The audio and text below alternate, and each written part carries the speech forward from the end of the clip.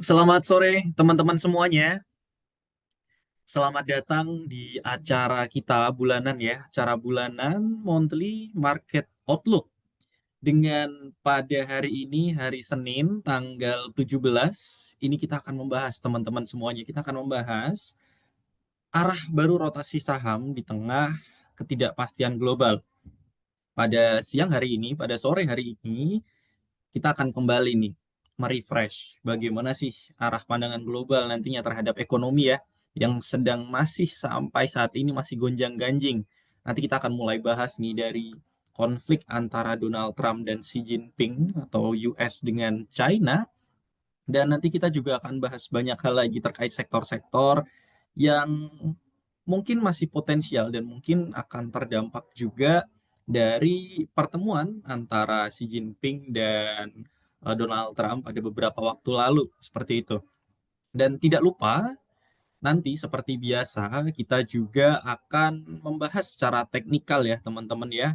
Saham-saham mana sih yang masih potensial untuk kita bisa masuk dan kita bisa bertransaksi, dan tidak lupa kita bertransaksinya menggunakan aplikasi Siminvest teman-teman semuanya. Dan pada sore hari ini kita akan dibawakan narasumber, ada dua narasumber yang akan menjadi pemateri pada sore hari ini. Yang pertama nanti ada Kakak Cindy Alicia sebagai Research Return Analyst Sinarmas Sekuritas. Dan satu lagi nanti akan ada narasumber teman-teman semuanya yang akan membahas untuk teknikalnya yang akan dibawakan oleh Bapak Edi Wijaya selaku Senior Technical Analyst dari Sinarmas Sekuritas. Untuk itu teman-teman, nggak usah berlama-lama lagi. Selepas ini kita akan mulai bahas satu persatu secara deep dive. Jangan lupa ditulis teman-teman karena materi pada bulan ini itu cukup banyak. Kita akan deep dive benar-benar teman-teman, dari makro sektor hingga nanti per saham-sahamnya teman-teman. Ini banyak sekali. Jadi tolong dicatat ya, nanti insight-insightnya dan masukan-masukan dari Kakak Cindy yang akan membawakan terkait hal tersebut. Ini akan dalam sekali teman-teman, jadi jangan lupa disimak. Dan juga teman-teman semuanya nanti juga diperhatikan juga untuk yang sesi oleh Pak Edi terkait saham-saham secara teknikal yang bisa untuk kita main secara jangka pendek dan jangka menengah. Untuk itu teman-teman tidak perlu berlama-lama lagi. Halo Kakak Cindy. Halo Mas Rehan, Halo Kak Cindy, gimana? Pada sore hari ini sudah siapkah untuk memaparkan materinya Kak? udah siap dong Kak Rehan ya, karena hari ini lumayan IHSG-nya hijau ya Mas Rehan ya, jadi harapannya nanti akan kita spill kira-kira saham-saham apa saja sih yang sekiranya akan berpotensi kembali menguat nih, karena IHSG-nya lumayan cukup ngegas di hari ini dan potensinya di sisa akhir tahun 2025 itu seperti apa nanti akan kita spill juga. Nanti juga di akhir sesi ada sesi rekomendasi saham dari Pak Edi ya. Nanti kita spill ada 5 saham, jadi boleh dipantengin sampai selesai ya teman-teman semuanya. Oke, teman-teman semuanya pasti udah nggak sabar nih. Untuk itu mungkin terakhir nih Kak Cindy nih, bagaimana PD-nya nanti Kak Cindy terkait eh, di tengah arah baru rotasi saham di tengah ketidakpastian ini, apakah menarik untuk kita ini karena IHSG hari ini hijau? Tentunya cukup menarik ya Rehan, karena kita ketahui bahwa mungkin kisaran 2 minggu yang lalu ya IHSG itu sempat, aku sih selalu bilangnya IHSG waktu itu agak tipes gitu ya. Agak agak dalam artian adalah merah gitu. Nah, jadi ketika IHSG lagi merah saat itu, saham-saham Konglo turun. Kemudian untuk saham-saham yang naik adalah lebih ke sektor dari defensif itu sendiri. Nah, makanya hari ini kita coba perhatikan kira-kira memang arah rotasi itu sudah ada perputarannya kah dari konglomerat ke defensif, atau mungkin defensif ini hanya sesaat aja ya ketika IHSG memang kemarin lagi kurang perform nih, lagi ada sedikit goncangan. Jadi nanti akan kita jelaskan lebih lanjut di sesi kali ini, Kak Rehan. Oke, thank you Kak Cindy. Ini langsung aja ya selepas ini ya, dan itu Kak Cindy bisa dilihat di Q&A ini teman-teman semuanya sudah nggak pada sabar ya. Udah ada 4 pertanyaan di sesi Q&A. Jadi teman-teman sabar dulu, nanti pertanyaan kita akan bahas di akhir.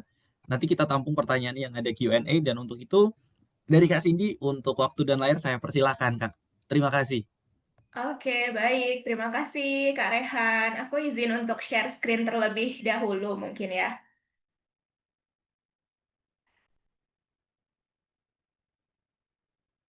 Oke, apakah sudah terlihat kira-kira? Oke, Silahkan, halo, Cindy. oke, halo, selamat siang, Bapak Ibu, teman-teman semuanya. Jadi pada sesi Monthly Market Outlook kali ini bersama saya, Cindy Alicia, nanti akan kita bahas mengenai dari arah fundamentalnya. Kemudian nanti akan dilanjutkan oleh Pak Edi terkait saham-saham pilihan kita untuk hari ini. Nah, mengenai arah baru rotasi saham di tengah ketidakpastian global, kira-kira akan apa saja sih yang akan kita bahas untuk hari ini? Sebenarnya kalau misalnya kita perhatikan dari sisi lagi-lagi perang tarif di tahun 2025. Memang istilahnya adalah highlights-nya itu dari Donald Trump dan Xi Jinping.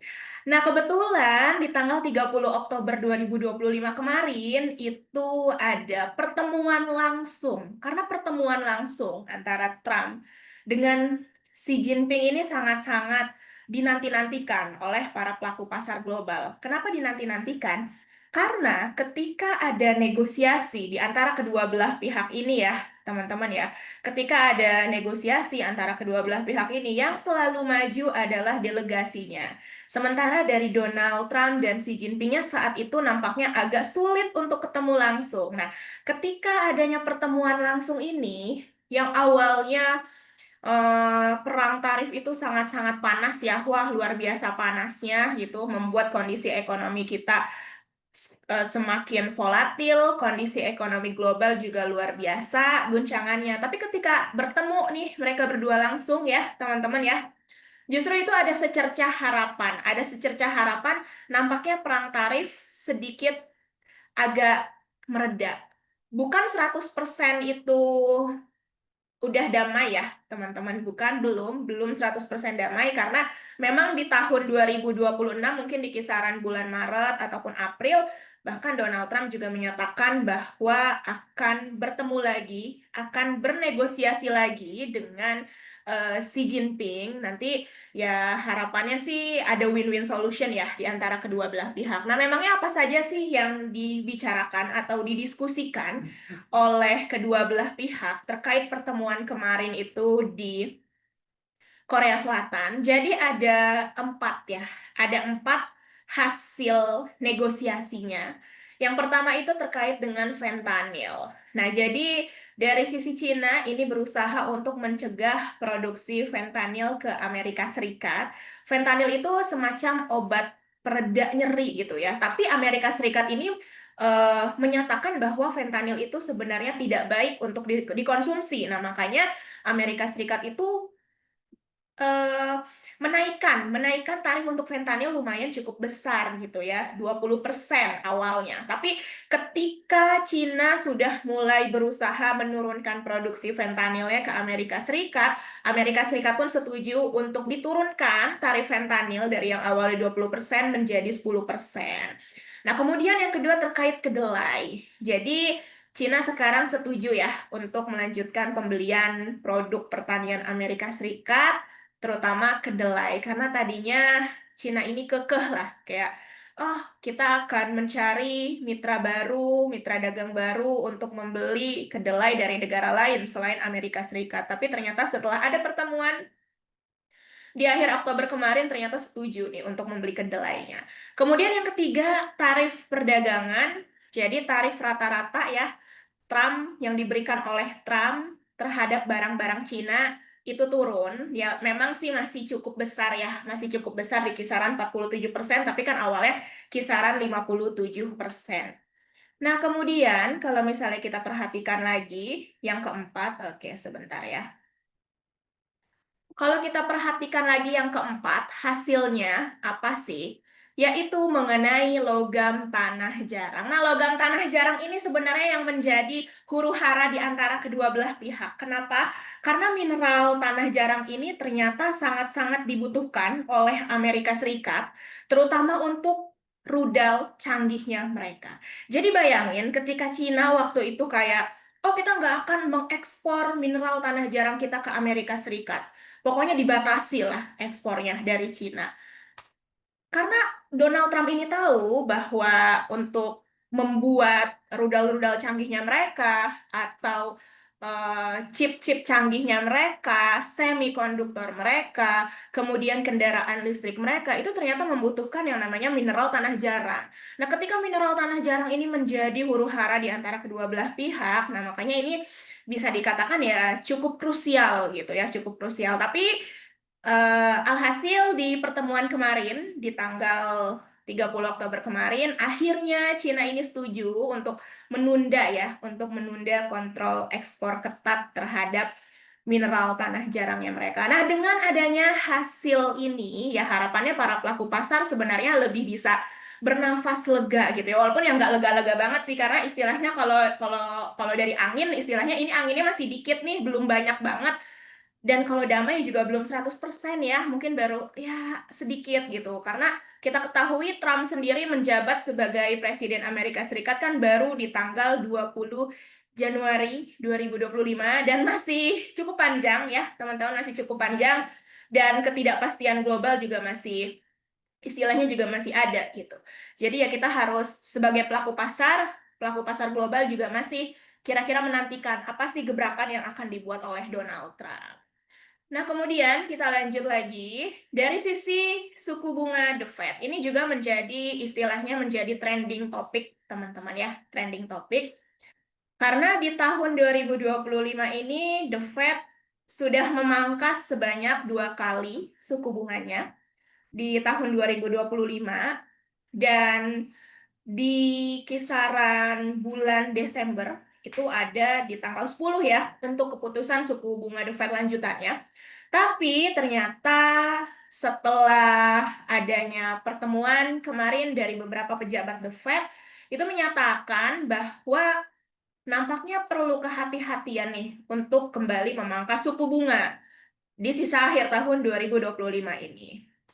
Karena kenapa? Karena ternyata ya, tadi pagi kita juga sempat bikin di morning ring kita ya, teman-teman kalau yang suka baca morning ring kita di WhatsApp kita SIM Invest, di WhatsApp channel SIM Invest, kemudian juga misalnya baca dari Instagram kita, itu kita meng-highlight bahwa Donald Trump sendiri ternyata mengecualikan tarif impor untuk beberapa produk pertanian. Karena kenapa? Ternyata di sana produk-produk pertanian itu udah mulai tinggi harganya. Nah, ini kan menandakan kalau misalnya dari sisi istilahnya ya biaya biaya bahan makanan mereka ya sudah mulai tinggi. Khawatirnya kan nanti inflasi itu juga kembali meningkat. Ketika misalnya inflasi Amerika Serikat kembali meningkat, teman-teman, itu menjadi hambatan The Fed untuk memangkas suku bunga. Karena The Fed sendiri harus menilai, harus melihat kira-kira apakah inflasinya masih sejalan, apakah data ketenaga kerjaan mereka juga masih sejalan atau tidak gitu. Nah, kemudian mungkin yang menjadi salah satu hambatan mereka untuk mengambil keputusan terkait suku bunga ya, penurunan suku bunga The Fed itu terkait dengan adanya government shutdown 40 hari kemarin dan ternyata ini terlama ya, terlama dari periode-periode yang sudah pernah terjadi. Nah, sebenarnya memang kalau kita perhatikan government shutdown di Amerika Serikat sendiri tidak terlalu yang signifikan ya mempengaruhi pasar saham, tapi lebih ke arah data-data ekonomi yang ada jadi tersendat atau delay, rilisnya itu delay. Nah, ketika The Fed membutuhkan data-data ekonomi terkait ya, seperti misalnya seperti data ketenaga kerjaan, kemudian juga dari sisi data inflasi. Ketika data itu delay, The Fed sebagai pengambil keputusan bingung dong.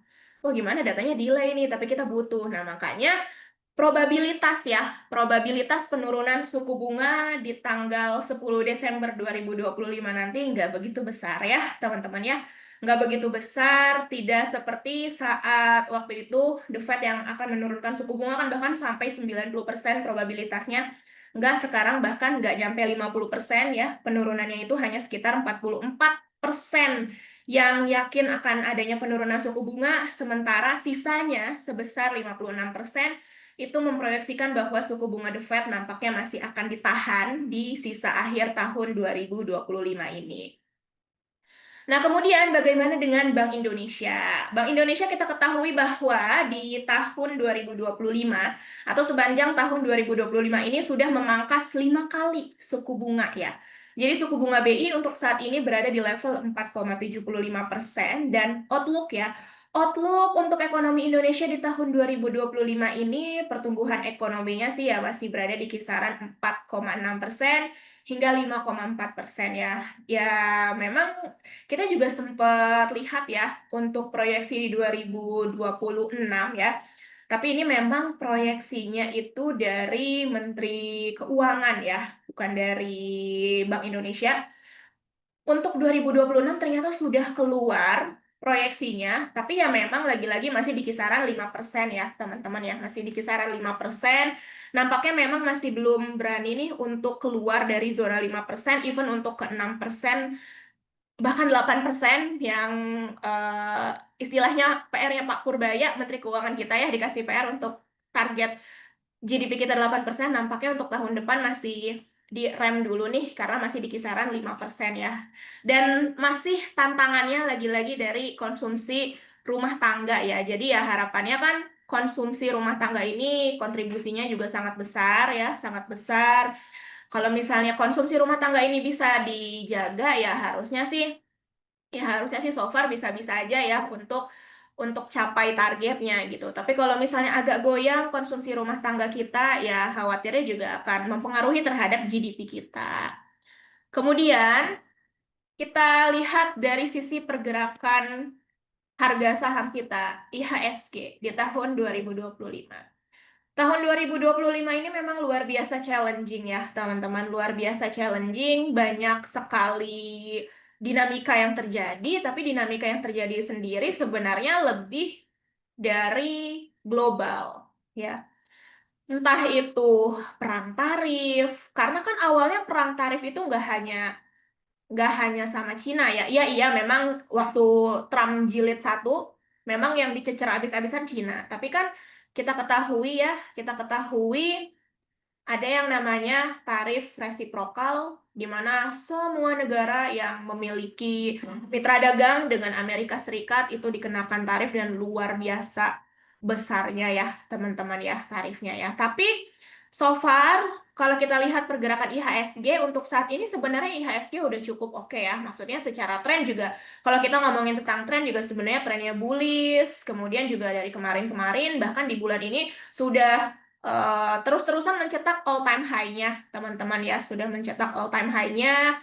Dan memang lagi-lagi sebenarnya untuk pergerakan IHSG di sepanjang tahun 2025 ini lebih ke arah sentimen dari global. Nah, ini juga terkait dengan inflow yang masuk ke negara kita, ke IHSG kita. Memang secara year to date, inflow dari asing itu justru tercatatnya malah ini ya, net foreign sale, teman-teman.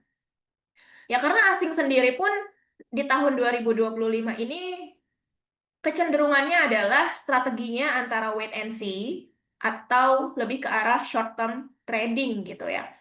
Kalau misalnya kondisi ekonomi seperti ini, maksudnya kondisi ekonominya kan secara global ya, teman-teman ya, secara global kondisi ekonominya memang naik turunnya itu wah sangat-sangat volatile.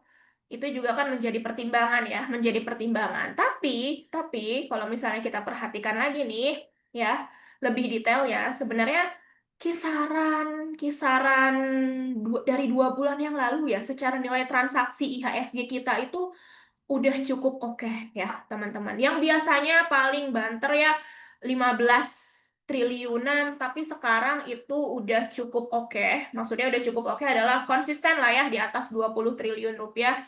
Yang mana ya itu juga udah istilahnya ya untuk market sendiri responnya cukup bagus lah untuk market kita gitu. Ya lagi-lagi saat ini IHSG kita sebenarnya tracknya adalah trennya adalah masih bullish, tapi memang dari sisi pergerakan secara year to date di tahun 2025 ini memang masih dari global ya, teman-teman. Nah, ini dia kita bisa perhatikan di bulan November. Di bulan November harusnya sih menghijau ya, harusnya menghijau gitu. Karena secara rata-rata 10 tahun di sini kalau kita perhatikan IHSG di bulan November itu ya naiknya memang tipis sih, hanya sekitar 0,14% ya, ya, tapi masih ada harapan ya ke akhir tahun gitu, karena oh ya biasanya di akhir tahun ini ada yang namanya window dressing dan segala macamnya gitu. Justru window dressing ini kalau misalnya kita perhatikan sudah mulai tercermin dari kemarin-kemarin ya, karena justru ketika momen IHSG lagi koreksi kisaran 2 minggu yang lalu ya, IHSG kan sempat koreksinya lumayan tuh, itu nampaknya dijadikan sebagai momen buy on weakness.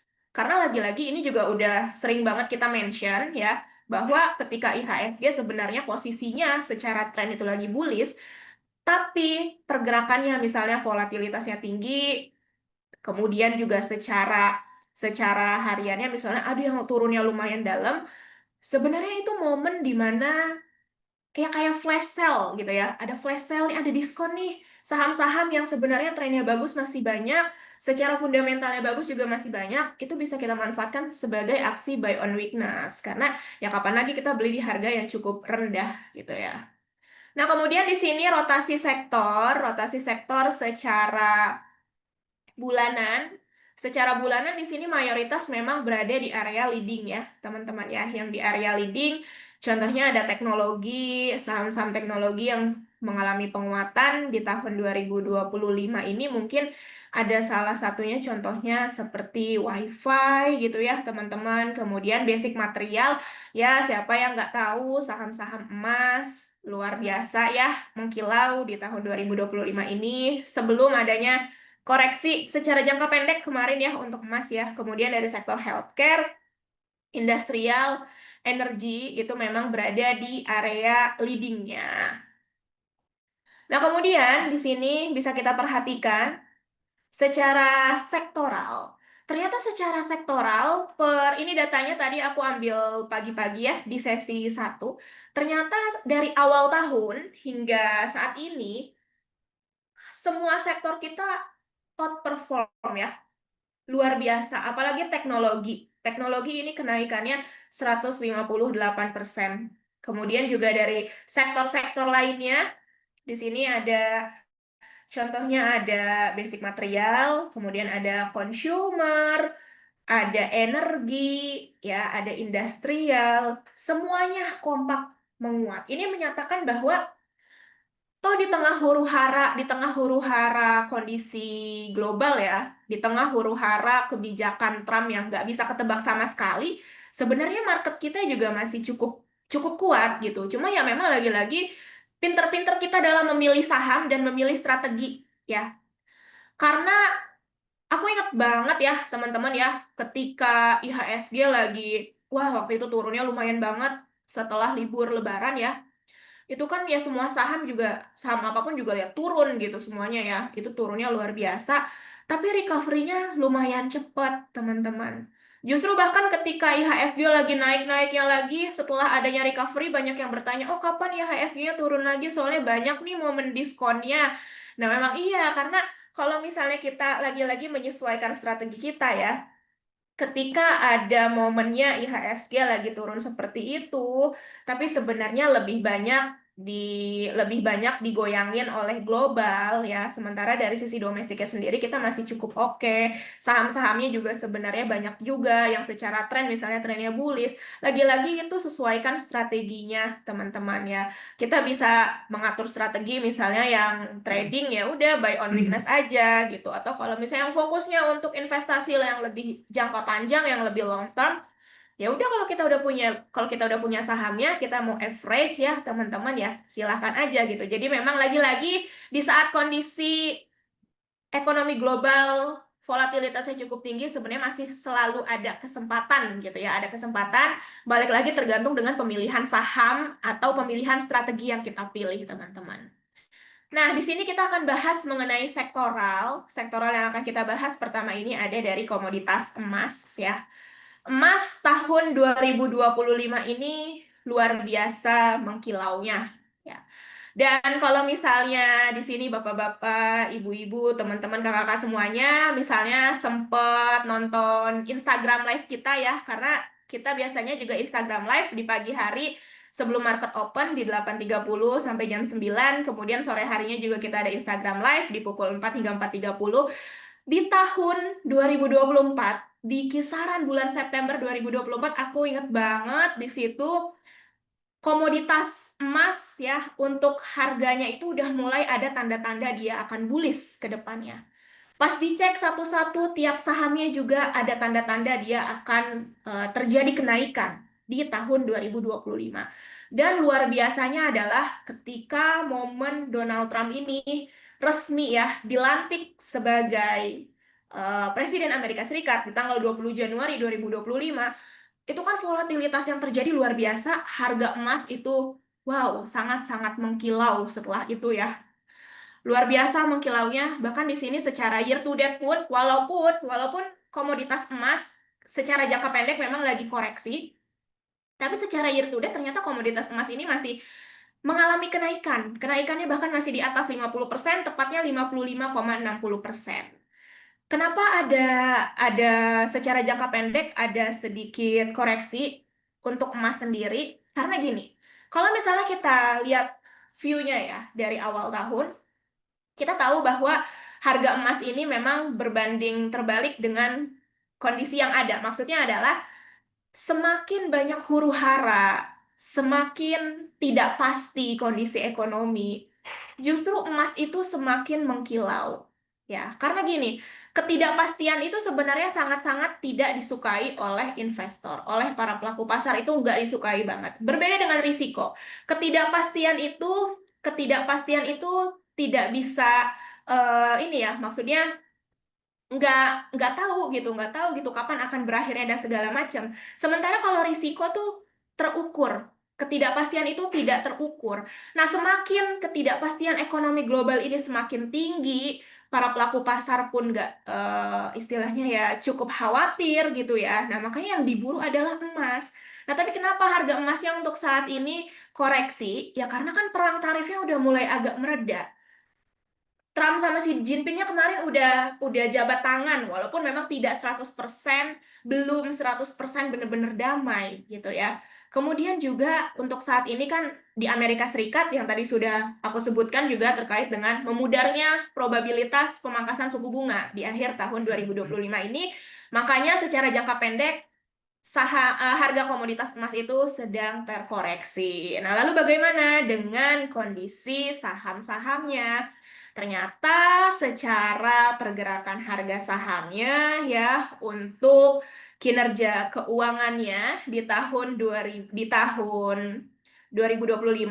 untuk kuartal 3 ya sepanjang bulan Januari sampai bulan September ya di kuartal ketiga ini ternyata mayoritas itu membukukan kinerja keuangan laba bersih yang lumayan mengkilau. Kenaikannya luar biasa gitu ya. Di sini yang bisa kita perhatikan kalau secara tren teknikalnya memang mayoritas juga masih bullish ya, masih bullish tren teknikalnya ya memang hanya Antam ya, Antam sendiri memang sudah mulai ada cross down, sudah ada transisi peralihan dari tren bullish ke arah tren bearish. Tapi di sini so far secara kinerja keuangan juga ya masih cukup outperform ya. Kenaikannya bahkan di sini ya mayoritas di atas double digit semua, di atas 90% semua, yang mana ya inline ya dengan adanya kenaikan harga komoditas emas.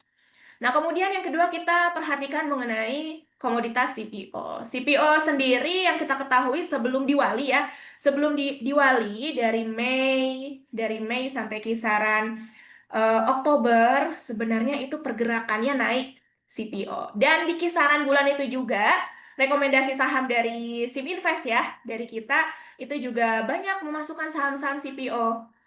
Karena kenapa? Karena memang kan momen sebelum Diwali ya, kalau misalnya momen sebelum Diwali di India, kebutuhan akan minyak sawit, akan CPO, itu butuh banyak.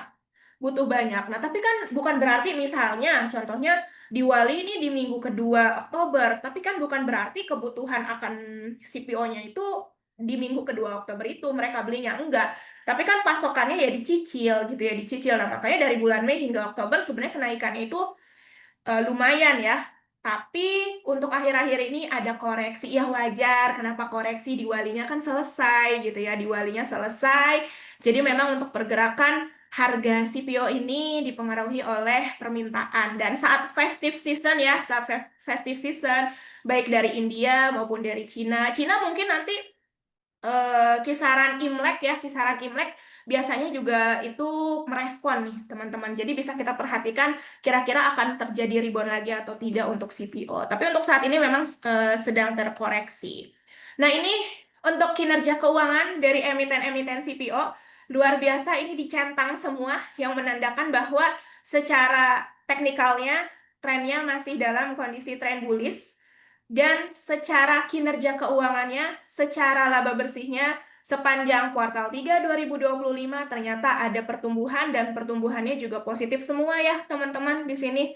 Positif semua dan yang memang mengalami kenaikan cukup signifikan itu ada dari Gosco ya karena naiknya triple digit 525%. Kemudian di sini kita lanjut dari sisi komoditas nikel. Nikel sendiri sih sebenarnya pergerakannya ya di situ-situ aja ya, kecenderungannya sideways gitu. Nampaknya memang agak sulit untuk apa ya? Untuk nikel, at least dia berubahlah trennya dari tren saat ini kan lebih ke arah sideways ya, cenderungnya sideways. Untuk berubah ke arah bullishnya nampaknya masih agak sulit karena kenapa? Karena memang masih dibebani oleh kelebihan pasokan, oversupply. Nah, bagaimana dengan emiten-emitennya? Emitennya sendiri sih di sini kalau kita perhatikan secara kinerja keuangannya ya masih cukup oke ya, masih cukup bagus. Ada kenaikan secara laba bersihnya, ada growth-nya, dan secara tren teknikalnya memang di sini yang dalam kondisi bullish ada dari NCKL, kemudian juga ada dari Inco. Kemudian kita lanjut lagi di sini ada harga komoditas minyak mentah. Nah, minyak mentah ini memang pergerakan harganya itu ya cenderung lumayan volatile ya. Lumayan volatile karena kalau minyak sendiri, harga minyak sendiri sebenarnya lebih ke ini ya, teman-teman ya, lebih ke ada perang atau enggak. Maksudnya lebih ke perang yang dor-doran gitu loh. Lebih ke ya contohnya perang Timur Tengah, kemudian juga Rusia Ukraina dan ini dia satu lagi. Kita tahu teman-teman bahwa harga komoditas minyak mentah itu kan sangat-sangat dipengaruhi oleh kebijakan yang diambil oleh OPEC Plus ya. Nah, tapi OPEC Plus ini memang agak cukup membuat banyak pertanyaan gitu ya. Maksudnya banyak membuat kita bertanya-tanya adalah gini. Kita ketahui bahwa saat ini minyak mentah itu juga sama ya kondisinya pasokannya berlebih.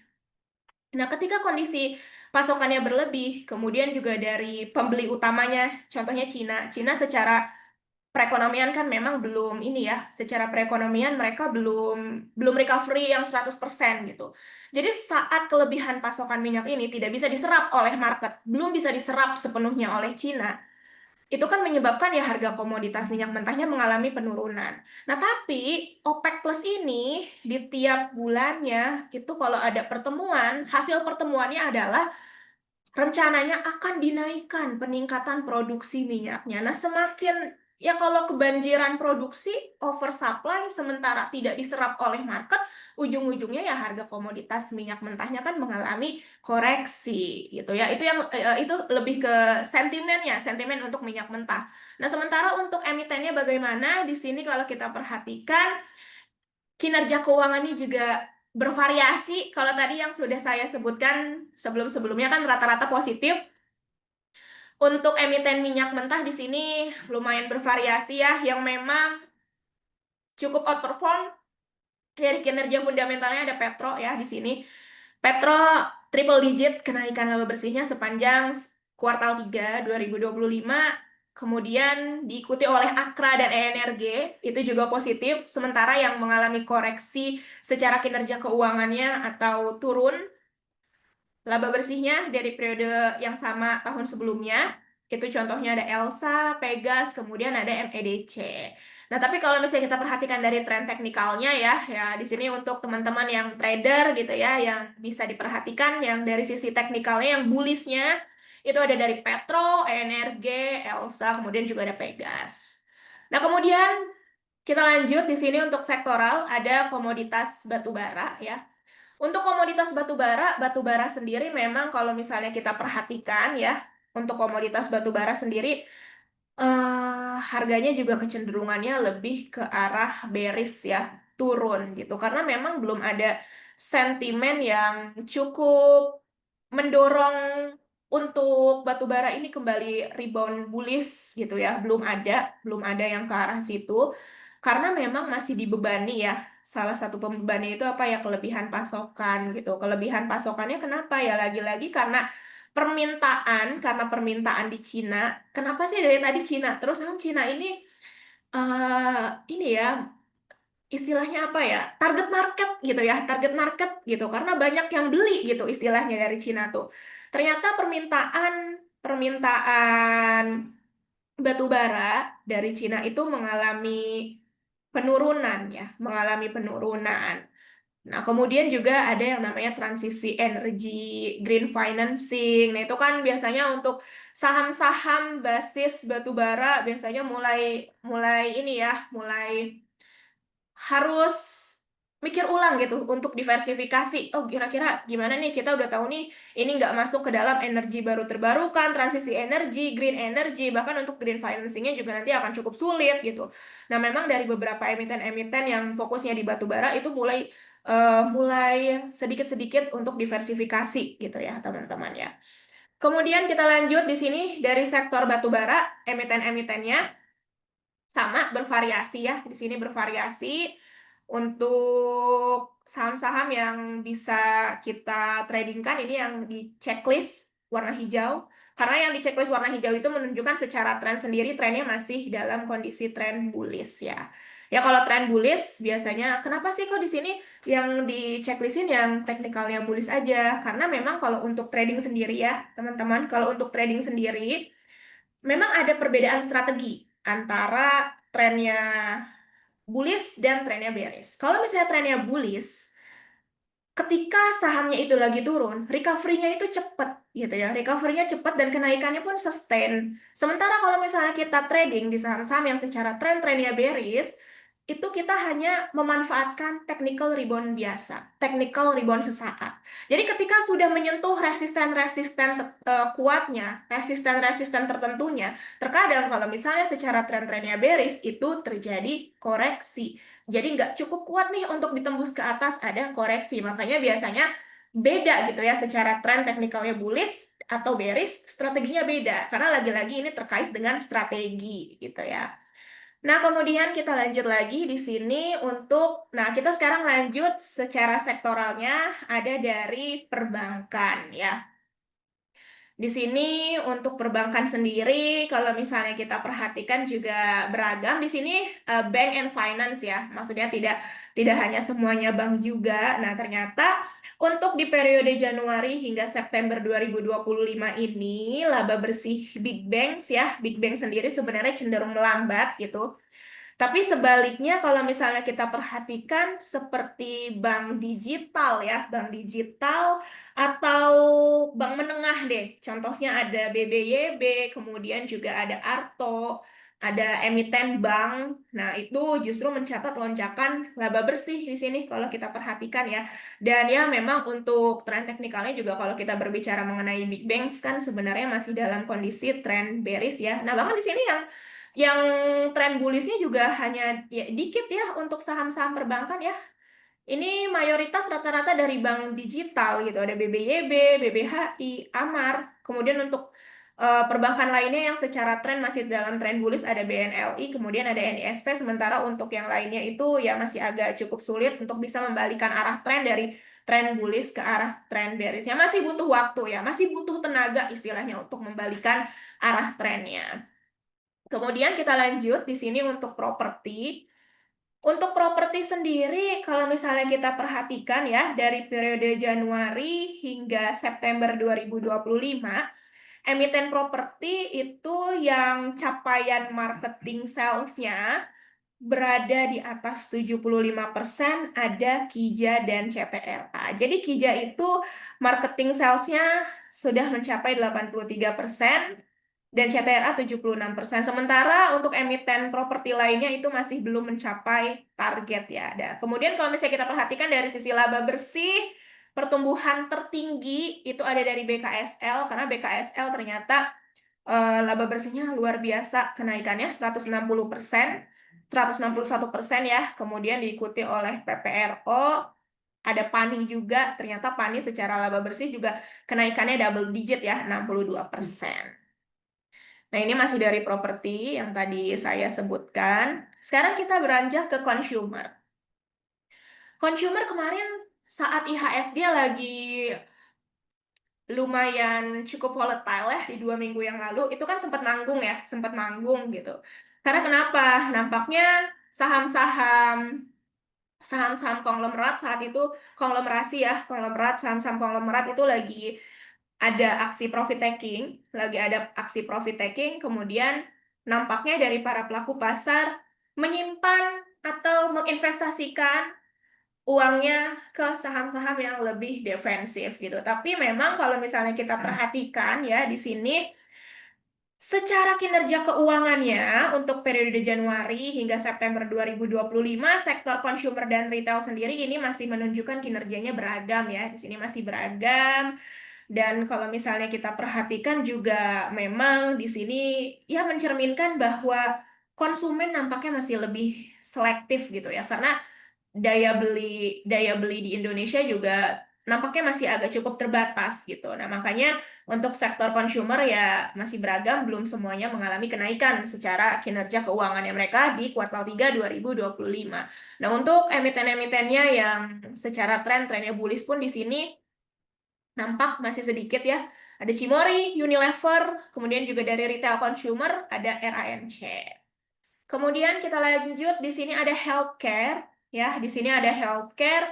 Dari sektor healthcare sendiri, ketika IHSG kemarin sempat turun juga, saham-saham seperti KLBF itu tunjuk gigi ya justru ya, karena ya KLBF kalau kita perhatikan juga cukup defensif gitu ya. Jadi ya ada perputaran atau istilahnya ketika momen IHSG-nya lagi kurang cukup enak nih, baik dari saham-saham konglomeratnya lagi aksi profit taking, kemudian juga saham lapis tiganya lagi profit taking. Nah, yang diburu adalah pada saat itu saham-saham yang lebih defensif kecenderungannya. Nah, tapi secara kinerja laba bersihnya, juga di sini beragam ya, baik dari healthcare bagian hospital ataupun dari farmasi, ini masih cukup beragam. Dan kalau dilihat dari tren teknikalnya juga belum semuanya itu trennya bullish ya. Yang trennya bullish bahkan di sini baru 3 ya. Ada saham Care, kemudian TSPC dan ada PYFA.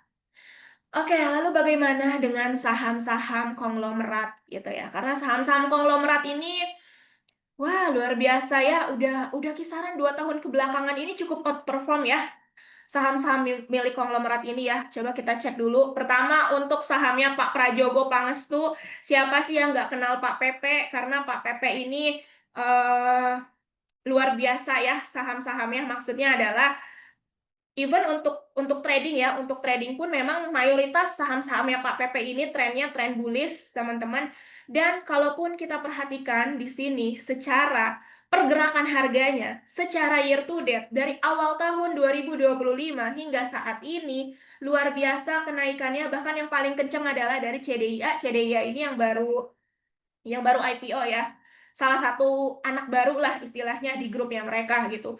Luar biasa naiknya 860%, kemudian diikuti oleh BRPT 313%. Lalu bagaimana dengan kinerja keuangannya secara pertumbuhan net profitnya? Ternyata net profitnya juga mengalami kenaikan ya untuk saham-sahamnya Pak Pepe ini. Memang kalau misalnya kita perhatikan secara valuasinya terkadang tidak masuk akal ya untuk saham-sahamnya Pak Pepe ini ya, karena ya secara valuasi udah tinggi banget ya. Tapi kan memang ada beberapa saham dari jenis-jenisnya ya, ada value investing contohnya, kemudian ada growth stock, kemudian juga ada trading. Nah, memang untuk saham-sahamnya Pak Pepe ini lebih kecenderung ke growth stock ya. Growth stock itu kan istilahnya iming-iming di masa depan akan seperti apa, narasi ke depannya seperti apa, punya sentimen seperti apa gitu. Tapi memang diiringi oleh kinerjanya secara laba bersihnya masih cukup oke gitu. Tapi kalau kita ngomongin dari sisi valuasinya, memang valuasinya ya udah lumayan cukup tinggi ya, teman-teman udah lumayan cukup tinggi. Tapi kalau misalnya di sini dari teman-teman sendiri memang lebih kecenderungannya untuk trading ya bisa dipantau gitu saham-sahamnya Pak Pepe karena memang mayoritas sendiri masih dalam kondisi trend bullish. Kemudian yang kedua ini ada sahamnya Bakri. Saham Bakri minggu lalu luar biasa manggung ya, selalu ada di posisi top movers IHSG. Di sini ada BRMS, Bumi Energi, Dewa, VKTR. BRMS naik 180% sepanjang tahun 2025 ini. Tapi ternyata kalau misalnya kita bedah satu-satu, yang naiknya lumayan cukup kenceng, ternyata dari ENRG ya. Karena ENRG naiknya 304%. Tapi mayoritas juga ini naiknya, wah lumayan cukup kenceng ya, di atas 80% semua kenaikannya. Kemudian kalau dari sisi net profitnya, beragam sih, lebih beragam ya di sini. Kalau tadi yang Pak Pepe kita lihat cuma ada satu yang nyempil minus, ya kalau misalnya dari grupnya Bakri ini lebih ke beragam ya pertumbuhan laba bersihnya.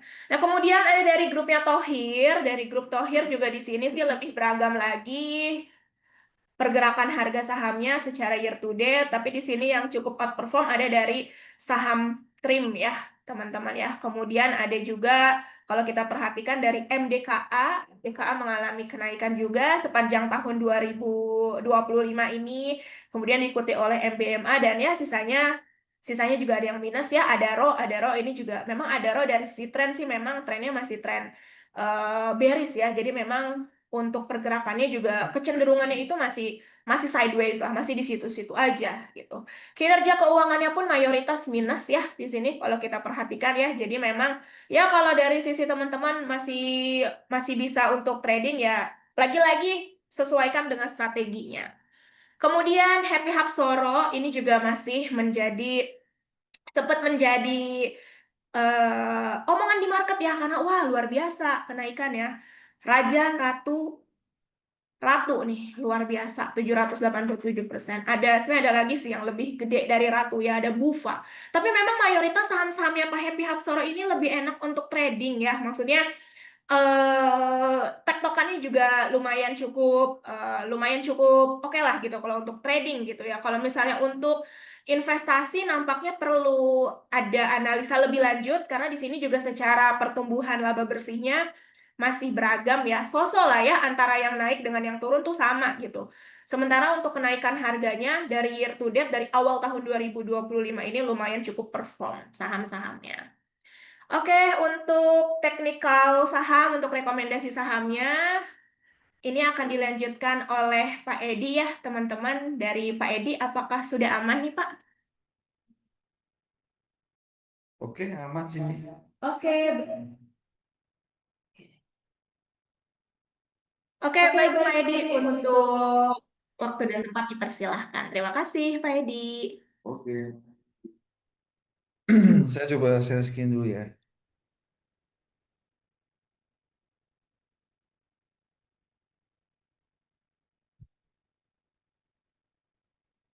Oke, selamat sore Bapak Ibu semuanya. Saya coba mereview account kita ya.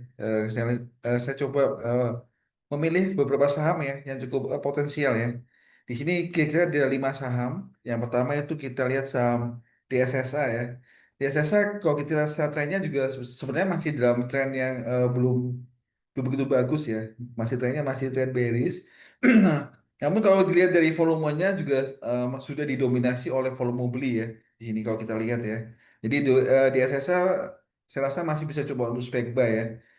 Dengan coba untuk entry price-nya bisa coba di 94550 sampai di 96900 ya. Mungkin hari ini running di 98.000 ya tadi ya.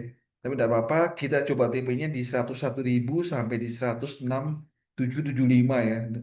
Namun batasi resiko juga dengan stop loss-nya di 89.800 untuk TSSA. Berikutnya kita ada pilih saham satu lagi yaitu kita pilih saham Java ya. Java kalau kita lihat secara teknikalnya trennya juga masih dalam tren yang positif. Dan kemarin juga setelah kita bikin ini, dari Java masih menguji di support ya. yang mana support dari Java tadi ada di level 2390 dan hari ini pun sepertinya running di 2360 ya. Jadi breakdown di support, namun nggak apa-apa ya, trennya masih tren yang positif juga. Jadi untuk Java kita masih bisa coba untuk spek buy ya. Untuk entry price-nya bisa coba di 2320 sampai di 2400 dengan TP-nya di 2530 dan TP2-nya di 2580. Namun baiknya batasi risiko juga ya bila Java ini bergerak melemah dengan stop loss-nya di 2200 untuk Java. Berikutnya kita masukin saham, berikutnya kita lihat saham BRMS cukup menarik juga ya. Trennya juga masih tren positif untuk BRMS. Jadi untuk BRMS kita masih bisa coba untuk spek buy ya. Dan tadi ketika kita bikin untuk BRMS ini, dia sedang menguji di support 940. Mungkin saat ini juga masih running di 940 ya. Trennya juga masih tren bullish ya. Volumenya memang masih didominasi oleh volume jual di sini. Jadi kita memberikan range untuk entry price-nya di 865 sampai 960 ya, dengan TP pertamanya di 1010 dan TP2-nya di 1110. Namun baiknya batas resiko juga ya bila BRMS ini bergerak melemah di bawah di support 820. Selanjutnya kita memilih saham Bumi ya. Bumi kita lihat stratenya juga masih tren positif. Dan kemarin waktu kita bikin ini ya, dia masih menguji di resisten 232 ya.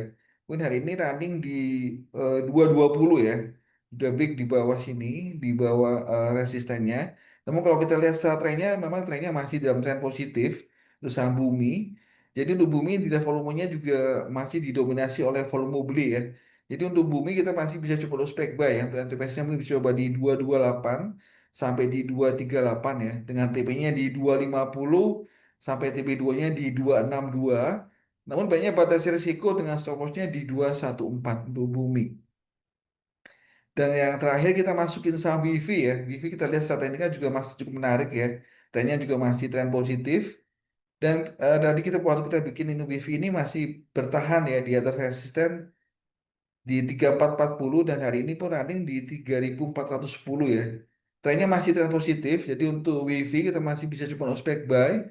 Untuk entry price-nya bisa coba di 3300 sampai di 3460 dengan TP pertamanya di 3650 dan TP2-nya di 3820. Batas stop loss-nya di 3120. Mungkin itu ya untuk 5 saham yang kita rekomendasikan. Mungkin kita kembalikan ke Rehan.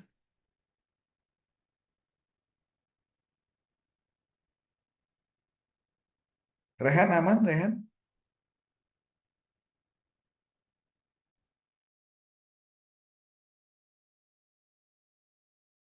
Rehan, suaranya belum kedengaran ya.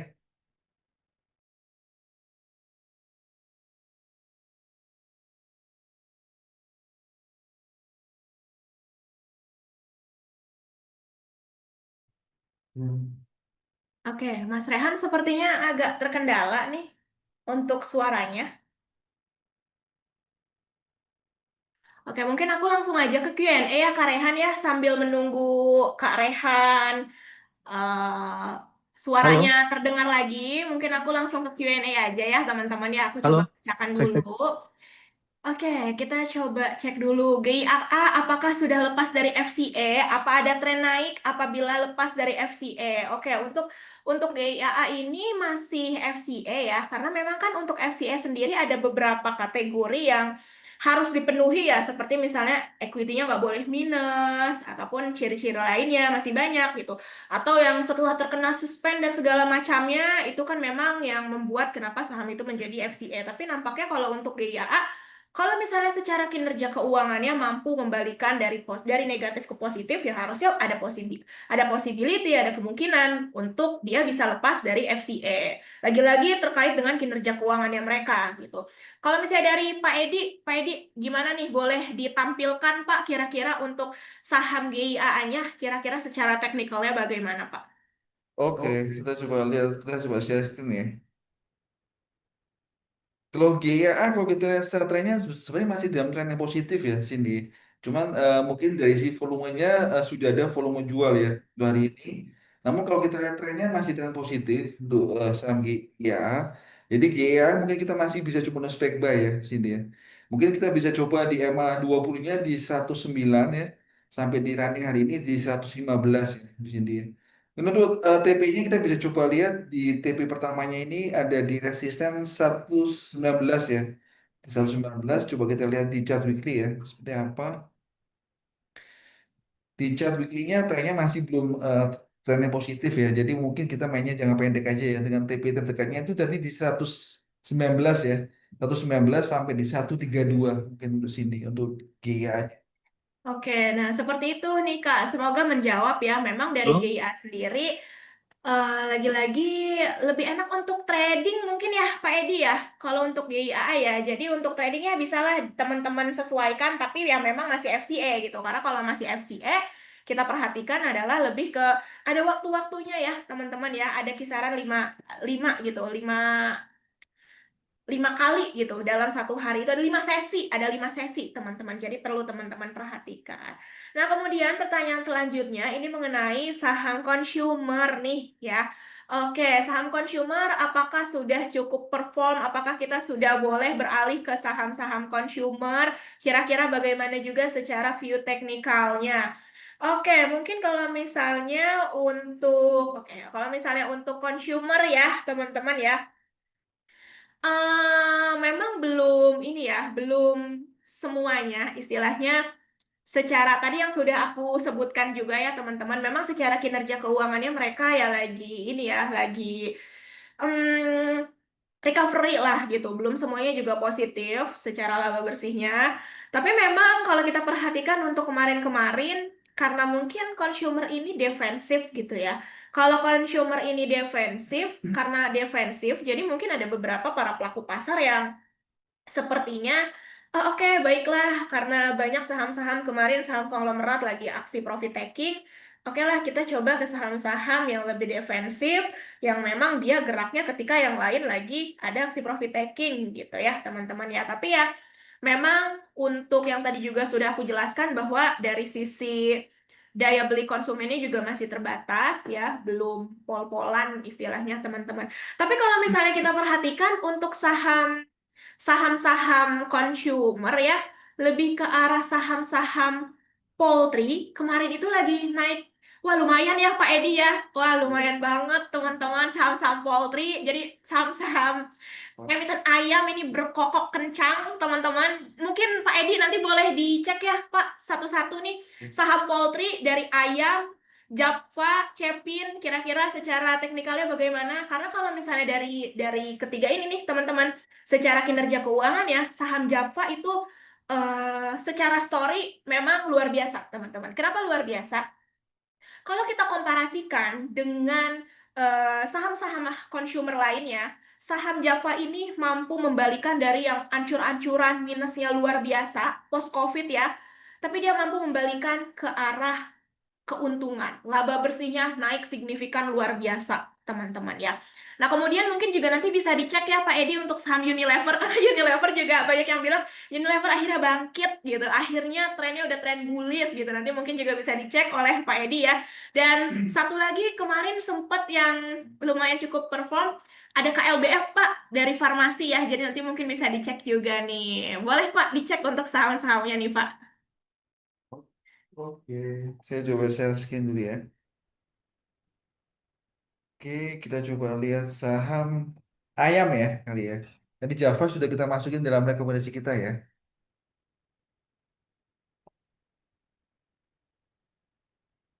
Ayam kalau kita lihat secara trennya juga masih dalam tren bullish ya, tren positif. Namun hari ini mungkin ayam sama ayam sudah ada tekanan volume jual di sini ya.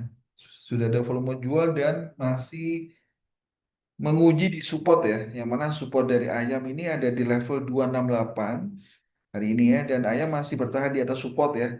Yang mana hari ini running di 284 ya kalau kita lihat ya sini ya. Jadi masih bertahan di atas support juga, trennya juga masih tren positif untuk ayam. Jadi untuk ayam kita masih bisa coba untuk spek buy ya. Untuk entry price-nya bisa coba di 268 sampai di 286 dengan TP terdekatnya ada di resisten 322 sampai di 340 untuk ayam. Berikutnya kita coba lihat saham Cepin ya. Cepin kalau kita lihat secara trennya juga sebenarnya masih dalam tren yang positif ya. Untuk saham Cepin juga. Namun ini hari ini untuk saham Cipin dari volumenya sudah ada tekanan volume jual juga ya. Dan Cipin hari ini juga breakdown di EMA 200-nya. Yang mana EMA 200 untuk saham Cipin ada di level 4740 dan hari ini running di 4640 ya. Maksudnya breakdown di EMA 200-nya ya. Kalau kita lihat, namun trennya ini masih tren positif ya untuk saham Cepin. Jadi untuk saham Cepin, mungkin kita juga masih bisa coba untuk spek buy ya. Untuk entry price-nya bisa coba di level 4550 sampai di 4650 ya. Dengan TP terdekatnya ada di resisten EMA 100-nya di 4750 sampai di neck resisten di 4880 untuk Cepin. Selanjutnya kita coba lihat saham Unilever ya. Unilever kalau kita lihat secara tren juga sebenarnya masih dalam tren positif juga ya, tren bullish ya. Dan hari ini pun dari sisi volumenya ada peningkatan volume beli ya. Untuk saham Unilever, dan Unilever juga masih bertahan di atas, maksudnya masih bertahan di resisten ya.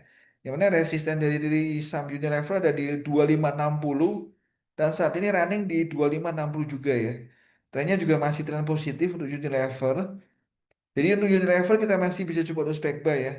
Untuk entry price-nya bisa coba di 2500 sampai di 2570 dengan TP terdekatnya ada di resisten 2620 sampai di neck resisten di 2750 untuk Unilever. Berikutnya kita coba lihat saham KLB ya, KLBF. KLB kalau kita lihat secara trennya masih tren bearish ya. Dari sisi volumenya juga masih ada tekanan volume jual. Dan KLB juga hari ini breakdown di EMA 50-nya ya. Yang mana EMA 50 saham KLB ada di level 1235 dan saat ini kalau running di 1235 ya. Sudah breakdown di bawah EMA 50-nya. Trennya juga masih tren bearish untuk KLB. Jadi untuk KLB kita masih BOW aja ya atau buy on weakness ya. Untuk entry price-nya bisa coba di 1150 sampai di 1200 ya. Dengan TP terdekatnya ada di resisten EMA 100-nya di 1270 sampai di EMA 200 di 1320 untuk KLB. Mungkin itu sih Indi. Oke, terima kasih kepada Pak Edi dan Kak Cindy yang sudah membackup barusan ya. Mohon maaf juga teman-teman semuanya. Oke, kita lanjut ke pertanyaan selanjutnya, teman-teman. Tadi ada pertanyaan menarik nih. Pertanyaan terkait sektor renewable energy. Saham apa yang memiliki prospek growth yang paling menarik? Nah, ini mungkin bisa nih teman-teman nanti dari Kak Cindy untuk memaparkan secara fundamentalnya dan juga nanti mungkin dari Pak Edi yang akan menunjukkan saham-saham renewable energy secara teknikalnya itu yang bagus seperti apa. Untuk itu Kak Cindy, bisa mungkin langsung saja Kak. Oke, baik Rehan, terima kasih. Untuk renewable energy ya, memang di tahun ya beberapa tahun ke belakang ini lagi booming ya istilahnya teman-teman ya. Tapi kalau misalnya kita bahas mengenai secara generalnya dulu ya untuk renewable energy ya. Sebenarnya renewable energy itu kan nggak hanya istilahnya itu nggak hanya booming di Indonesia ya, tapi maksudnya di ya di negara-negara baju pun juga memang sangat booming gitu. Tapi memang yang menjadi suatu keanehan lagi adalah ketika dari sisi Indonesia pun lagi gencar-gencarnya menyuarakan yang namanya renewable energy, tapi dari Amerika Serikat justru ini akan balik lagi ke batu bara. Batu bara ini kan istilahnya musuhnya renewable energy, energi baru terbarukan. Tapi justru dari Amerika Serikat ini ingin menghidupkan kembali industri batu baranya mereka. Jadi kan ini kayak semacam sebenarnya kita mau fokusnya kemana sih gitu kan? Sebenarnya kita mau fokusnya kemana sih gitu. Nah, kalau misalnya kita perhatikan di Indonesia sendiri, sudah mulai banyak beberapa saham yang fokus gitu di energi baru terbarukan ya. Dan macam-macam ya, teman-teman ya, macam-macam fokusnya. Ada yang fokus pada energi air misalnya, yang kita bisa cek mungkin ada saham KIN ya, KEN gitu. Kemudian juga energi panas bumi, geothermal, ada PGO. Kemudian juga kalau misalnya kita lihat lagi dari pembangkit listrik tenaga air, contohnya ada Arko gitu. Kemudian untuk energi panas bumi ya siapa yang tidak tahu ada sahamnya Pak Pepe, Brand teman-teman. Kemudian kalau kita lihat lagi untuk saham-saham yang awalnya fokus di batu bara, itu mulai pelan-pelan juga ada diversifikasi di bidang energi baru terbarukan. Contoh Indi yang kita ketahui kan dia fokusnya di batu bara ya, teman-teman ya. Tapi dia ternyata sudah mulai sedikit-sedikit ada portofolio bisnisnya nih di bidang energi baru terbarukan. Adaro ya yang kita tahu ya. Eh, Bahkan ada lagi grupnya Adaro yang sekarang fokusnya di energi baru terbarukan ya teman-teman ya. Bahkan di split tuh yang fokus batu bara yang mana, yang fokus energi hijau yang mana, sekarang juga mereka sudah mulai dibeda-bedakan fokusnya. Karena kenapa? Karena kenapa Adaro membuat hal semacam itu? Karena untuk bisa mendapatkan ya yang tadi sudah aku jelaskan mengenai green financing teman-teman. Kalau misalnya sekarang kan green financing itu kalau di luar-luar ya tren dari maksudnya orang luar yang punya dana banyak untuk menginvestasikan lah uangnya di emiten-emiten tersebut yang dilihat kan dari green financing. Nah, kalau misalnya ada satu titik aja gitu, oh batu bara kan udah ketahuan dia bukan energi baru terbarukan gitu ya. Nah, ketika Adaro ini difokuskan tiap bidangnya, nanti untuk pembiayaannya pun jadinya lebih terarah gitu. Bisa diposisikan untuk biaya-biayanya. Nah, kemudian juga yang kita tahu ada Toba. Toba juga ternyata punya bisnis di sektor energi ya, termasuk energi baru terbarukan. Nah, apa sih kira-kira yang berprospek, yang prospeknya lebih oke dari saham-saham yang sudah tadi aku sebutkan? Nanti mungkin Pak Edi bisa cek secara teknikalnya ya, Pak. Contohnya di sini ada Kin, Pak. Kemudian ada PGO, ada Arko, Brand, Indi, ada Rotoba. Nanti akan dicek juga secara teknikalnya gimana. Karena gini teman-teman, kalau misalnya secara pertumbuhan, saham-saham yang tadi aku sebutkan ini masuk ke dalam growth investing. Growth investing itu sentimen yang ada adalah mengenai iming-iming di masa depan. Di masa depannya akan seperti apa?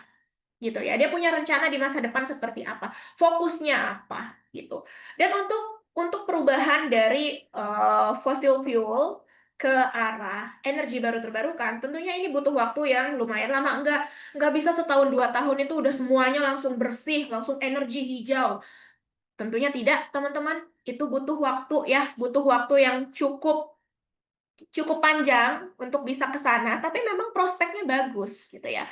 Prospeknya bagus. Dan yang tadi juga sudah kita perhatikan secara kinerja keuangannya, sudah beberapa yang tadi juga kita spill-spill ya. Secara kinerja keuangan juga so far sebenarnya masih cukup oke, masih cukup outperform.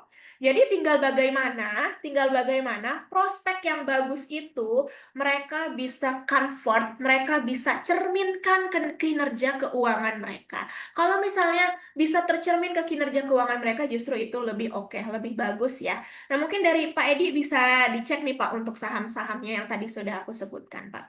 Oke, saya coba share screen dulu ya. Mungkin dari saham-saham yang disebutkan sini ada 4 saham ya. Saya rasa secara teknikalnya cukup menarik ya. Yang pertama ada saham KIN ya. KIN saat trennya juga masih dalam tren bullish. Dan hari ini pun dari sisi volumenya sudah ada volume beli ya. Untuk saham KIN, KIN juga masih bertahan di atas EMA 20-nya. Yang mana EMA 20 tuh saham KIN itu ada di level 1030 dan saat ini running di 1055 ya. Trennya juga tren positif. Jadi untuk KIN kita masih bisa coba spek buy ya. Untuk KIN untuk entry price-nya bisa coba di 1030 sampai 1060 dengan TP terdekat ada di 1075 sampai the next resisten di 1140. Berikutnya yang cukup menarik dari teknikalnya itu ada saham brand ya. Brand kalau kita lihat secara teknikalnya juga masih dalam tren bullish ya untuk brand. Dan dari si volumenya hari ini juga sudah ada volume beli ya untuk saham brand ya. Brand juga masih bertahan di atas EMA 20-nya. Yang mana EMA 20 saham brand itu ada di level 9575 ya. Dan hari ini running di 9725, trennya juga masih tren positif untuk brand. Jadi untuk brand kita masih bisa coba untuk spek buy ya. Untuk entry price-nya bisa coba di 9500 sampai di 9750 dengan TP-nya di 9925 sampai the next resisten di 10350. Dan berikutnya kita lihat tadi ada saham Indi ya. Indi juga cukup menarik secara teknikalnya. Indi kalau kita lihat secara tren juga sebenarnya masih dalam tren positif ya atau tren bullish. Namun hari ini kalau kita lihat dari volumenya memang sedang didominasi oleh volume jual ya. Tapi trennya masih tren positif ya untuk Indi ya. Jadi untuk saham Indi kita masih bisa coba untuk spek buy ya. Untuk entry price-nya mungkin bisa coba di EMA 100-nya di 1880 sampai di 1935 dengan TP terdekatnya ada di EMA 50-nya di 2050 sampai the next resisten di 2140. Dan yang terakhir yang kita lihat cukup menarik secara teknikalnya itu ada saham AADI ya. ADI trennya juga masih tren positif ya untuk ADI dan hari ini volumenya juga sudah ada volume beli ya untuk ADI. ADI hari ini juga masih bertahan di atas support ya. Yang mana support dari ADI ada di level 8650 dan saat ini running di 8750. Trennya juga masih tren positif. Jadi untuk ADI kita masih bisa coba spek buy. Untuk entry price-nya bisa coba di level 8650 sampai di 8775. Dengan table terdekatnya ada di resisten 8875 sampai di next resisten di 8950. Mungkin itu Cindy.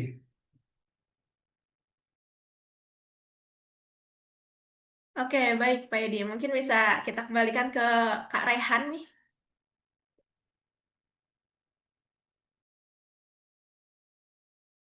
Oke, Kak Rehan. Kak Rehannya sepertinya terpental ya, teman-teman. Oke, kita lanjut aja ya, berarti ya. Tanpa Kak Rehannya dulu nih, sepertinya terpental Kak Rehannya. Oke, kita lanjut aja ke pertanyaan selanjutnya. Ini ada, wah lumayan cukup berat nih Pak Edi ya untuk pertanyaannya. Ini terkait dengan IKK ternyata nih. Melihat data tadi yang sudah kita jelaskan ya, terkait dengan consumer performance masih jelek katanya. Tidak lepas dari IKK September kita ternyata masih menyentuh di level terendah dalam 2 tahun terakhir. Apakah pemerintah ataupun BI ada membuat kebijakan fiskal maupun secara moneter untuk mengatasi hal ini? Mengingat kontribusi consumption kita itu cukup besar ya untuk GDP kita. Oke, terima kasih Kak untuk pertanyaannya. Ya memang ya teman-teman ya, memang kalau misalnya kita perhatikan untuk consumer ya, kalau misalnya kita membahas mengenai consumer di Indonesia ini, nampaknya di tahun 2025 ini memang cukup challenging gitu. Kenapa cukup challenging? Yang tadi sudah kita sempat jelaskan bahwa memang eh, untuk konsumen sendiri masih agak terbatas gitu ya. Masih indeks keyakinan konsumen kita tuh masih masih belum all out lah istilahnya, masih belum cukup all out dan tercermin di saham-saham consumer kita juga nampaknya belum ini ya, belum belum semuanya membaik gitu, belum semuanya membaik. Dan kalau misalnya kita coba bedah gitu, kira-kira ada nggak sih peran pemerintah supaya konsumsi kita ini tuh nggak keok gitu ya, karena kan ini ujung-ujungnya tuh ke GDP. Ya tentunya banyak sekarang kebijakan-kebijakan yang dikeluarkan oleh Menteri Keuangan kita ya, oleh Pak Purbaya, beragam insentif itu dikeluarkan semua. Bahkan juga ada rencana yang terkait pajak ya, terkait pajak itu nampaknya diharapkan tidak terlalu memberatkan nantinya. Tapi kan lagi-lagi ini masih digodok ya, masih digodok karena kan Pak Purbaya juga baru ya. Maksudnya ya belum belum lama juga gitu kan. Jadi ya ini masih masih digodok aja. Tapi ya at least dengan adanya kebijakan-kebijakan yang dibuat oleh Pak Purbaya ini menjadi salah satu sentimen positif lah ya untuk bagaimana dari sisi konsumen kita itu nggak goyang gitu. Apalagi Pak Purbaya sendiri punya PR target GDP kita 8% gitu ya.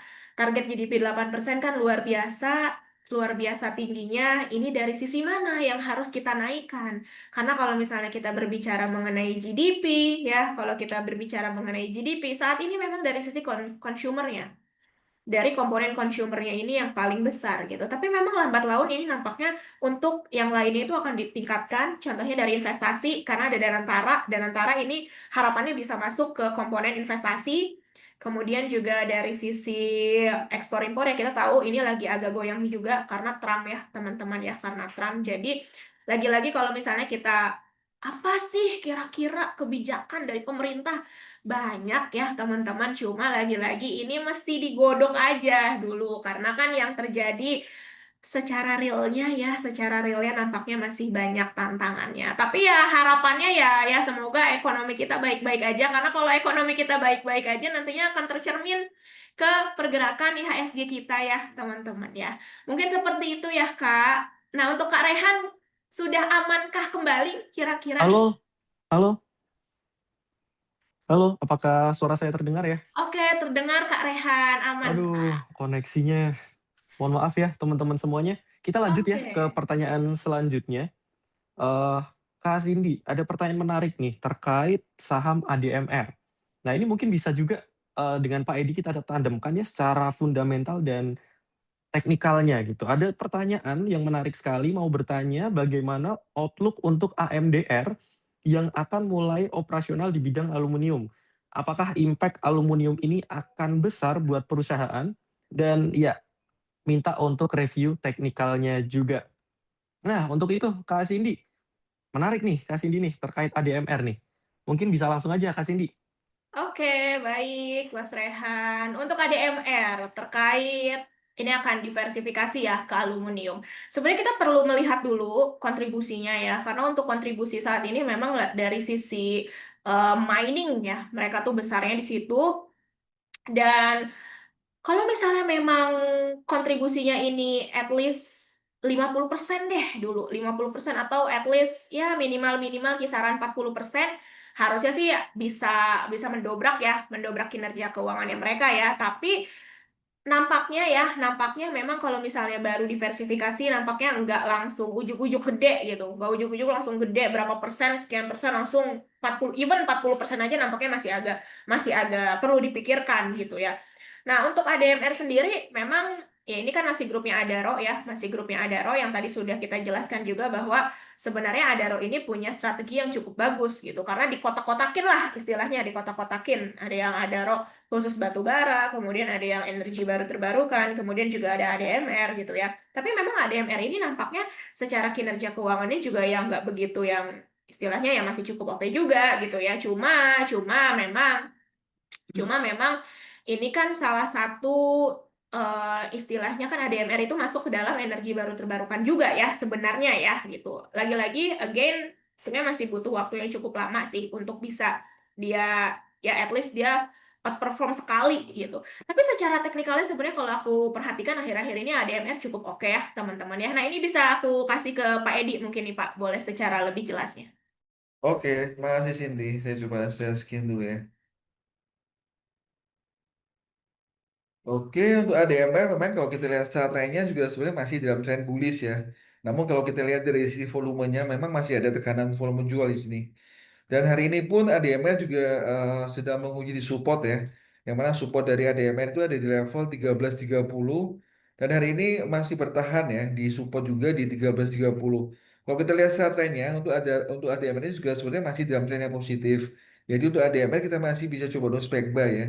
Mungkin untuk entry price-nya bisa coba di M50-nya di 12.70 sampai di 13.35 ya. Dengan TP terdekatnya itu ada di resisten MA20 di 13.60 sampai di neck resisten di 14.25 untuk ADMR. Mungkin itu Cindy. Oke, terima kasih Pak Edi dan Kak Cindy ya terkait ADMR.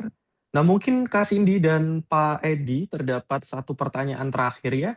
Terdapat pertanyaan terakhir ini terkait saham TINS, Kak Cindy dan Pak Edi. Nah ini juga mungkin bisa ditandem nih secara fundamental dan teknikalnya juga dari perspektif Kak Cindy dan Pak Edi.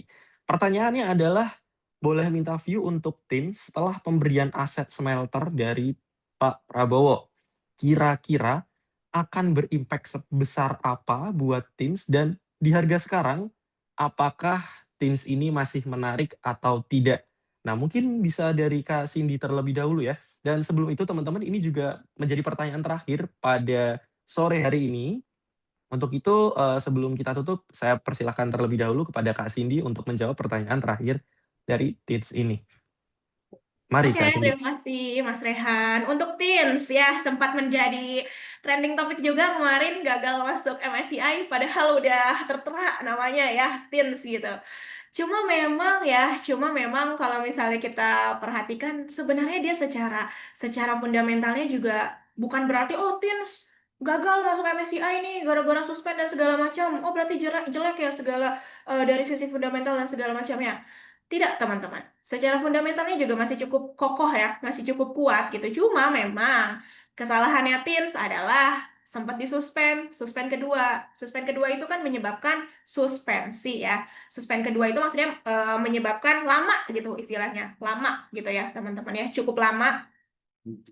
Nah, dengan adanya suspend kedua itu jadinya gagal masuk MSCI, tapi lagi-lagi yang tadi terkait Pak Prabowo ya, tadi terkait Pak Prabowo nih ada smelter dari Pak Prabowo, pemberian aset aset smelter. Ya sebenarnya kalau misalnya diberikan aset smelter ya harusnya itu mendukung operasionalnya ya, teman-teman ya.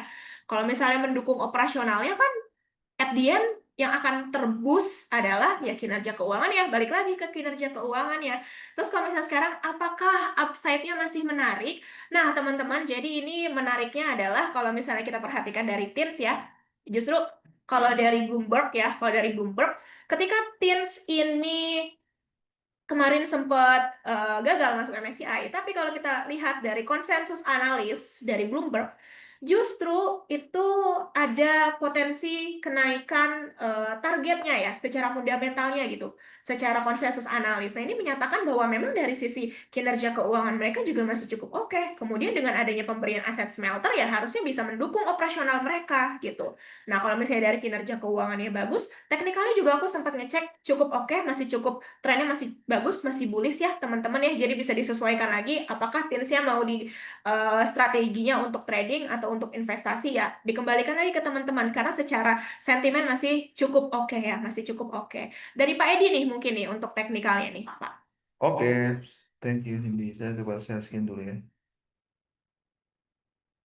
Oke, untuk Tens kalau kita lihat dari trennya juga sebenarnya masih dalam tren bullish ya. Dan hari ini pun dari si volumenya juga masih ada volume beli. Tens kalau kita lihat secara candle-nya juga masih bertahan di atas support ya. Yang mana support dari Tens ada di level 3080 dan ini running di 3200 ya, masih bertahan di atas support. Trennya juga masih tren positif atau tren bullish. Jadi untuk Tens saya rasa masih bisa coba untuk spek buy ya. Untuk entry price-nya bisa coba di level 3080 sampai di 3210 ya. Dengan tipe tekannya ada di resisten 3320 sampai di 3400 ya untuk saham Tins. Mungkin itu Rehan.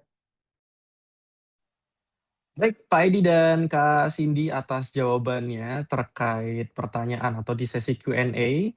Oke, teman-teman semuanya, ini menjadi penghujung ya teman-teman ya. Tapi sebelum itu, aku recap lagi nih teman-teman. Aku summarize lagi bagi teman-teman yang tadi masih, aduh saham apa, seperti itu kan. Nah, dari pemateri awal tadi kita udah belajar nih terkait beberapa sektor-sektor yang memang masih kita bisa untuk kita pegang ya teman-teman ya, untuk kita masih bisa mendapatkan keuntungan seperti itu. Kita dari sektor emas, tadi ada beberapa saham nih yang udah di-spill sama Kak Cindy dan Pak Edi. Ada Archie, PSAB, BRMS, dan Harta. Itu secara teknikal juga masih oke. Kemudian untuk sektor CPO, ini momen Diwali dan festive ini udah berakhir ya dan udah ada penurunan seperti itu karena dari bulan Mei dan Oktober itu udah meningkat. Tapi untuk teknikalnya masih banyak sekali yang bagus teman-teman.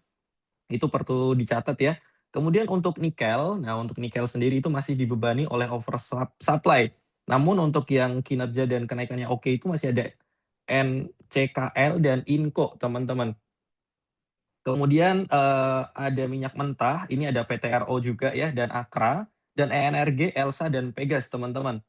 Dan untuk batu bara ini masih bearish, tapi yang dari Kak Cindy tadi jelaskan itu ada SMMT kalau tidak salah ya tadi teknikalnya juga masih bagus. Dan untuk perbankan itu masih bearish teman-teman, namun untuk beberapa bank-bank digital seperti BBYB, BBHI, Amar, BNLI, dan NISP itu masih cukup bagus secara teknikalnya. Dan properti panis secara teknikal masih bagus teman-teman. Untuk consumer ada CMRY, UNVR, dan RANC. Itu retail consumer teman-teman. Itu juga masih bagus secara teknikalnya. Tadi dijelaskan juga oleh Kak Cindy dan dari Pak Edi. Dan untuk saham-saham konglonya itu juga ada beberapa ya teman-teman. itu juga sudah masih beberapa yang masih year to date-nya itu naiknya sudah lumayan dari grup PP, Bakri, Thohir, dan Happy Hapsoro. Tadi kita sudah bahas semua. Dari teknikalnya teman-teman yang tadi dibahas oleh Pak Edi, aku remind terakhir kali teman-teman, ada DSSA, Japfa, BRMS, Bumi, dan Wifi. Dicatat teman-teman, dan itu menjadi penutup untuk pada sore hari ini. Dan sebelum teman-teman untuk keluar, dimohon ya, saya teman-teman minta bantuannya untuk mengisi Siminvest feedback untuk pertemuan monthly market outlook pada sore hari ini terkait arah baru rotasi saham di tengah ketidakpastian global. Saya ucapkan sekali lagi kepada Kak Cindy, Pak Edi, dan seluruh teman-teman yang sudah hadir pada sore hari ini. Terima kasih, kita sudah belajar bersama, dan jangan lupa untuk mengisi Siminvest feedback. Dan kita akan bertemu lagi di monthly market outlook pada di bulan depan. Sampai berjumpa lagi teman-teman, dan sekian dan terima kasih. Mohon maaf bila banyak kesalahannya. Terima kasih teman-teman semuanya. Terima kasih teman-teman semuanya. Eh.